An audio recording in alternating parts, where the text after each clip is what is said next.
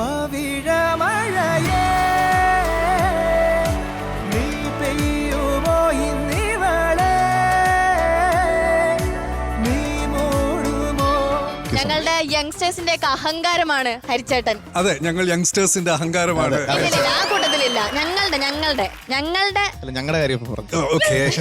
യങ്സ്റ്റേഴ്സിന്റെ മാത്രമല്ല ഞങ്ങളുടെ സൂപ്പർ സ്റ്റാറിന്റെ അഹങ്കാരമായി മാറാൻ പോവാണ്. കാരണം ഹരിച്ചേട്ടൻ ആദ്യമായാണ് ഒരു റിയാലിറ്റി ഷോയിൽ ജഡ്ജായിട്ട് ഇരിക്കാൻ പോകുന്നത്. അതിന്റെ ഒരു പേടിയുണ്ട്.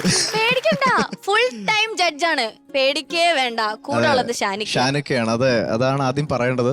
Super star first of all ഞാനും കൊച്ചിലേ കണ്ടു വളർന്നൊരു റിയാലിറ്റി ഷോ ആണ്. ഒരിക്കലും വിചാരിച്ചിട്ടില്ല ഈ ഒരു റിയാലിറ്റി ഷോയിൽ ഇങ്ങനെ അദ്ദേഹത്തിൻ്റെ കൂടെ ഒരു പാനലിൽ ഇങ്ങനെ ഇരിക്കുന്നെന്നും. അപ്പൊ അത് തന്നെ ഒരു വലിയ കാര്യം, ഷാനിക്കയുടെ കൂടെ സ്കോർ ചെയ്യാന്നുള്ളത്. ഞാൻ പണ്ട് കണ്ടസ്റ്റന്റ് ആയിട്ട് വന്നിട്ടുണ്ട് ഇവിടെ സൂപ്പർ സ്റ്റാറിന്റെ ഓഡിഷൻ വന്നിട്ട് അതേ വഴി അങ്ങനെ പോയി.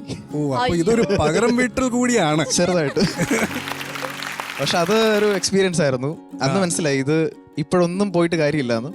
ഞാൻ അമൃതയില രാഗരത്നം ജൂനിയർ എന്ന് പറഞ്ഞൊരു കർണാട്ടിക് റിയാലിറ്റി ഷോ ഉണ്ടായിരുന്നു. അതിന് ഇങ്ങനെ ആ സമയത്താണ് കച്ചേരിയൊക്കെ പാടി അന്ന് തഴമ്പിക്കാൻ പഠിച്ചത്.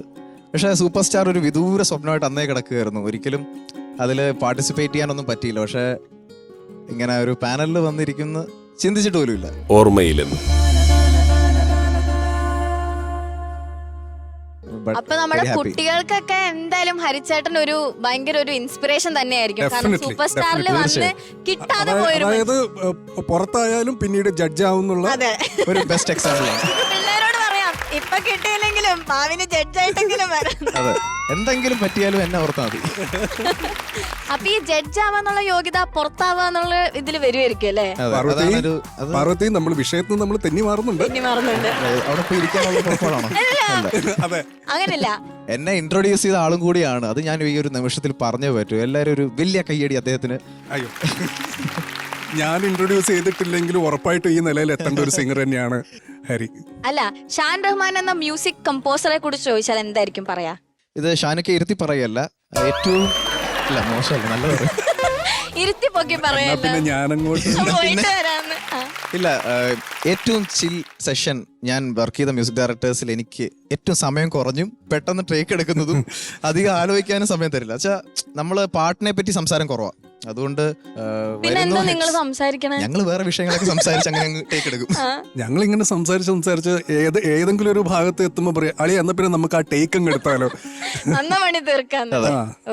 പക്ഷെ അത് ഏറ്റവും ഞാൻ പറഞ്ഞ പോലെ ഈ സെഷൻ അങ്ങനെ ഒന്നും ടെൻഷനോ അല്ലെങ്കിൽ നമ്മൾ എന്ത് വിചാരിക്കും, ഇപ്പൊ ഇന്ന് ശബ്ദം വയ്യെങ്കിൽ നാളെ പാടിയാൽ മതിയോ എന്നൊക്കെ ചോദിച്ചാൽ നിനക്ക് സൗകര്യം ഉള്ളപ്പോ പാടിയാ ആ ഒരു ഫ്രീഡം തുടക്കം മുതലേ. ഈവൻ ഫസ്റ്റ് സോങ് പോലും ഹരിയുടെ രീതി പാടിക്കോ എന്ന് പറഞ്ഞ ആ ഒരു ഫ്രീഡം തന്ന് പാടിച്ച ഒരു കമ്പോസറാണ്.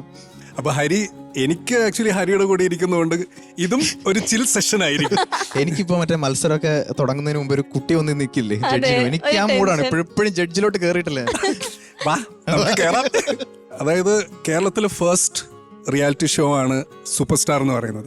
എനിക്ക് ഓർമ്മയുണ്ട്, വിനീതും ഞാനും ഇതിന്റെ ഭയങ്കര അഡിക്റ്റഡ് ആയിട്ടുള്ള രണ്ട് ആളുകളായിരുന്നു. അപ്പൊ ഇതിന്റെ സെമി ആണെന്ന് തോന്നുന്നു. സെമി നടക്കുന്ന സമയത്ത് നമ്മൾ ആ സമയത്ത് കോഫി ടെംജിറോടോ അങ്ങനെ ഏതോ പടം ഒക്കെ എനിക്കൊന്ന് മലർവാടിയുടെ ടൈമും കണ്ട. അപ്പം ഞങ്ങൾ ഓടിപ്പിടിച്ച് വരിക, ഈ സെമിയാണ് കാരണം ഫൈനലിൽ അവൻ ഗസ്റ്റ് ആയിട്ടുണ്ട്. അപ്പൊ സെമി ആണെന്നാണ് എൻ്റെ ഓർമ്മ. ഈ സെമി കാണാൻ വേണ്ടിയിട്ട് ഞങ്ങൾ ഈ കലൂർ സിഗ്നലിൽ കുടുങ്ങി കിടക്കുക.